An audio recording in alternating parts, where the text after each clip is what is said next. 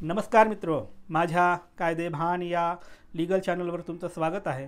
तर आजच्या व्हिडिओचा विषय आहे की तुम्ही जर फ्लॅट बुक केलात आणि बुकिंग रद्द केली, त्या केसमध्ये तुमची बुकिंग अमाउंट रिफंड होते का, त्या संदर्भाने तरतूद काय आहे आणि जजमेंट काय आहे बघूया।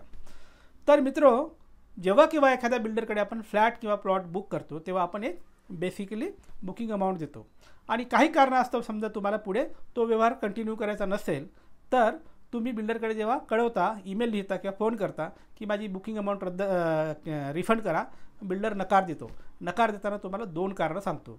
एक तर तो बुकिंग फॉर्म जो तुम्ही बुकिंग करताना सही केलात ना फॉर्म, तो फॉर्म दाखवतो। त्याच्यात काय असतं, त्या बुकिंग फॉर्ममध्ये लिहिलं असतं की जर तुम्ही फ्लॅट रद्द केला तर अमाउंट रिफंड केला जाणार नाही असं लिहिलं असतं। त्या फॉर्मवर तुम्ही सही करता।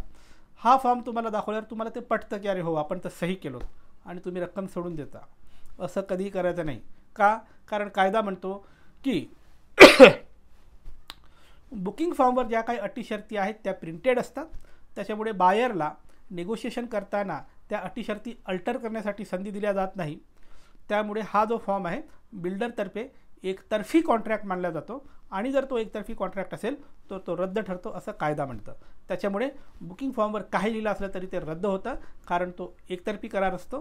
म्हणून तुम्ही घाबरायचं नाही, कोर्टात गेल्यावर तो फॉर्म रद्द होतो। ही झाली पहिली गोष्ट। दुसरी बिल्डरची गोष्ट असते, तो काय म्हणतो कोर्टात की तुमच्यामुळे माझं हे बुकिंग इतरांना कोणाला विकू शकत होतो, तो विकलो नाही, माझा लॉस झाला, म्हणून मी तुमची अमाऊंट रिफंड करत नाही असं म्हणतो। याच्याबद्दल सुद्धा कायदा काय म्हणतो, कायदा हे म्हणतो की तो जो फ्लॅट आहे, ती जी प्रॉपर्टी आहे, तुम्ही रद्द केल्यानंतर इतरांना बिल्डर विकणारच नाही का, विकणार आहे। मग जेव्हा तेव्हा विकेल तेव्हा प्रॉफिट होणार की नाही, होणारच आहे। म्हणजे तुम्ही रद्द केल्यामुळे त्याचा लॉस होत नाही असं कायदा म्हणतो। म्हणजे बिल्डरच्या दोन्ही ज्या काही डिफेन्स आहेत बिल्डरच्या, त्याच्यासाठी कायद्यात अशा तरतुदी आहेत। त्यामुळे तुमची बुकिंग अमाऊंट रिफंड होते। बरं, या संदर्भाने काही जजमेंट आहे का? हो, जजमेंट आहे। जजमेंटचं नाव आहे किशोर श्यामजी छेडा वर्सेस गोदरेज प्रॉपर्टी। रिसेंटचं जजमेंट आहे।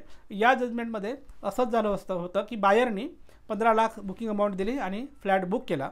नंतर त्यांनी बिल्डरला ईमेल लिहिला आणि फ्लॅट रद्द करण्यासाठी विनंती केली। बिल्डरनी हे दोन कारणं सांगितले, काय, माझा फ्लॅट तुमच्यामुळे विकला जाणार नाही पहिलं सांगितलं, आणि दुसरं सांगितलं की बुकिंग फॉर्म बघा, त्याच्यावर तुमची सही आहे, रिफंड आम्ही देणार नाही हे जे म्हटलं तुम्ही मान्य केलं, त्याच्यामुळे आम्ही रिफंड देणार नाही असं बिल्डरनी म्हटलं। त्याच्यावर हा जो बायर आहे कोर्टात गेला। कोर्टाने हेच सूत्र सांगितलं की बुकिंग फॉर्म एकतर्फी कॉन्ट्रॅक्ट आहे, त्याच्यामुळे हे रद्द ठरतं। दुसरं, बिल्डरनी ही फ्लॅट नंतर दुसऱ्याला कोणाला तरी विकलं किंवा विकायची संधीसुद्धा असते, विकल्या जात असतं, त्याच्यामुळे बिल्डरचा लॉस होत नाही। या दोन्ही कारणामुळे बिल्डरचं जे काही डिफेन्स आहे ते कोर्टाने अमान्य केलं आणि बायरला टोटल 100% 15 लाख रिफंड दिले। त्यामुळे मित्रो, तुम्ही जर एखादा फ्लॅट बुक केलात आणि जर तुम्ही तो कॅन्सल करण्यासाठी ईमेल लिहिला असाल तर बिल्डरनी कितीही जोर लावला तरी तुमचे पूर्ण बुकिंग अमाऊंट त्याला रिफंड करावे लागेल। त्यासाठी फक्त हा जजमेंट तुम्ही रेफर करा। तर मित्रो, ही होती माहिती की बुकिंग अमाऊंट कसं रिफंड घ्यायचं या संदर्भाने कायदेशीर तरतूद आणि जजमेंट। तुमच्यासाठी असंच मी कायद्याचे व्हिडिओ आणत राहीन। कायद्याचं ज्ञान वाढवण्यासाठी कायदेभान पाहत राहा। आणि हो, ज्यांना कायदेशीर सल्ला हवा आहे ते संपर्क करू शकतात। माझा नंबर तुमच्या स्क्रीनवर दिसतोय, पण थेट फोन करायचा नाही, अजिबात फोन करायचा नाही। व्हॉट्सॲपवर जा, नाव, गाव, जिल्हा, केसची माहिती लिहून तुम्ही व्हॉट्सॲप करा। तुमच्या केसमध्ये मेरिट असेल तर आणि तरच तुम्हाला मी संपर्क करून सल्ला देऊ। बाय।